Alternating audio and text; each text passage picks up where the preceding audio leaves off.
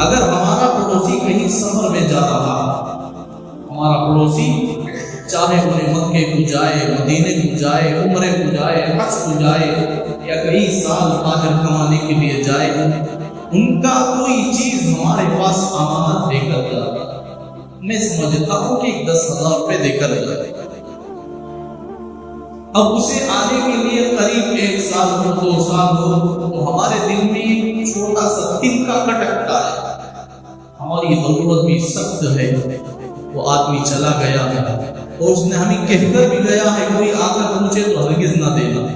میرا نام بھی کہے تو ہرگز نہ دینا جب تک میں نہ آ جاؤں، تو آپ کو امید بڑی ہوئی ہوتی ہے کہ وہ آنے تک 1 سال گزر جائے،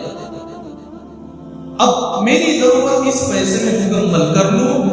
کام بنا لوں، جب وہ آنے لگے اس سے پہلے میں رقم کو جمع کر دوں، اپنا پیسے برابر لے لیں، تو دل میں یہ بات تھوڑی سی کھٹکتی ہے نا، ضرور ہوتی ہے،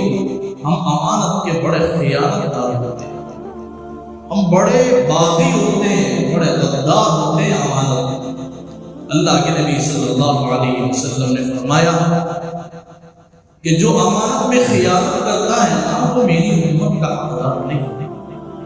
وہ میری امت میں رہنے کے قابل نہیں،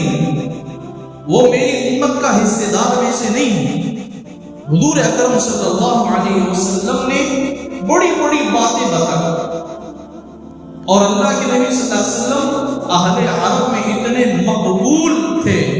اتنے مشہور اور اتنے معروف تھے، حضور علیہ السلام کا اگر گلی والا یا پڑوسی گلی والا یا محلے والا کہیں سفر میں جاتا تو حضور کے پاس کچھ چیزیں دے کر جاتا،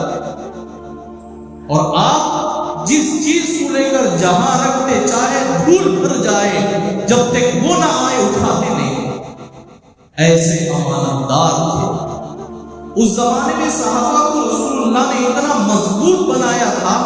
کہ بازو کی لڑکیاں، محلے کی لڑکیاں آپ کے گھر میں دے کر جاتی، ہم سفر میں جا رہے ہیں، واپس آتے کہ نہیں آتے، تم اس کی حفاظت کرنا، تم اس کی دیکھ بھال کرنا۔ آپ بولو جوان لڑکیوں کو اگر ہمارے درمیان میں چھوڑ جائے تو ہماری نوبت کیا ہوگی؟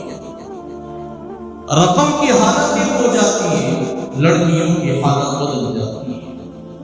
اللہ ہماری حفاظت فرمائے۔